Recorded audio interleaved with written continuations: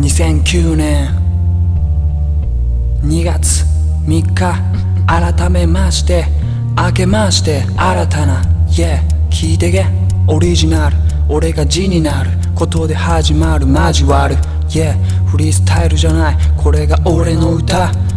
一本の線は切れているぜ日本どこの国も戦争196075年に終了した戦後生かした先祖の昔話小さな船に47人周りを見渡せば水平線にノートパス合図を確認慌てず船出す国と国の了解見つかれば即即死生きるか死ぬか生と死の狭間パパとママの船は逃げ出した3日後水平線に黒船服脱げ手を触れ助けてくれた貨物船の行く先へマレーシアシンガポールインドネシアジャパンラオスカンボジアベトナムインドシナ船が逃げ出してから21日間不安と希望がまず初上陸したのは長崎次の行き先四国姫路神戸長田で生まれた長男3番目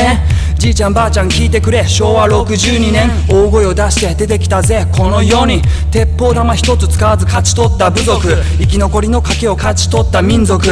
感謝する戦争を生き抜いたじいちゃんにありがとう死なずに海を越えてくれたことにななななななホワイナム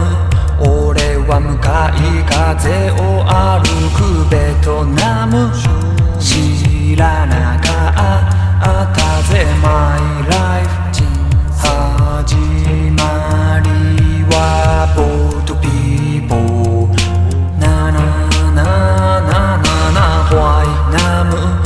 俺は向かい風を歩くベトナム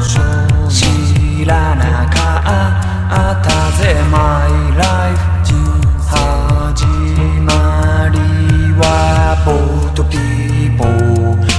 俺の名前はブーハーベッドにあったホワイナムパパとママとベトナムと日本とマイネーム中学入学で名をショート書くベトナム人が嫌でなりきったジャパニーズ日本名にこの顔誰も分かりやしないただ素性がバレるのが嫌で嫌でたまらない b ボーイに惹かれて買った服はデカめ日本人ラッパー真似して俺もなったラッパーある日気づいた名前もラップも真似ばっか逃げ回っててばかりベトナム人を隠しある日気づかされた俺はナムなんだと前進その日から日本に住むベトナム人ラッパーだが日本人になりきりすぎて大切な母国語を話さなくなった母国に帰っても俺は日本人だと言われるこの国で生きる大変さ知りもしないで俺たちが裕福だと思って嫌がる金ないどうする物取る捕まる国籍ない行き場ない一生出れない保険ない仕事ない病気さえもできない正式に国籍がない人がいっぱい俺が何人だろうと一体構わない流れてる血は日本より西のものだから俺は俺のことを俺の歌で証明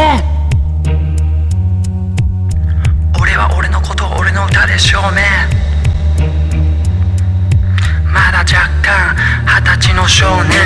ななななななホワイナム俺は向かい風を歩く